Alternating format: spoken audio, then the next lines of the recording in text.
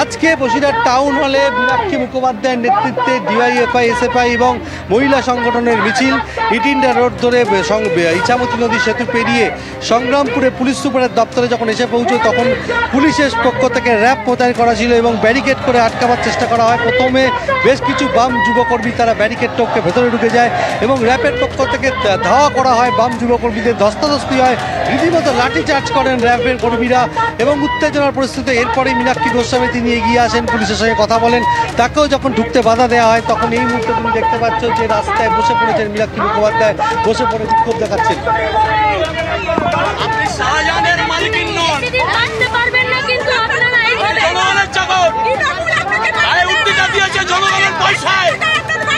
জনগণের পয়সায় এই খাতি উর্দির বেতন হয়, এত বড় ঔদ্ধত্য কোথা থেকে আসে আপনাদের?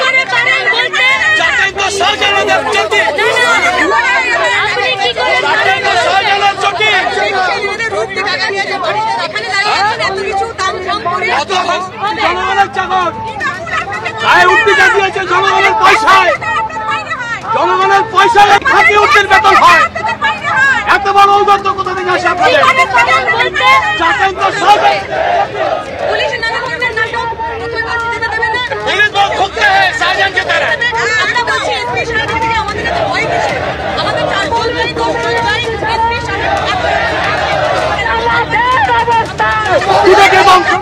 মহিলা হয়ে নির্লজ্জ পুলিশ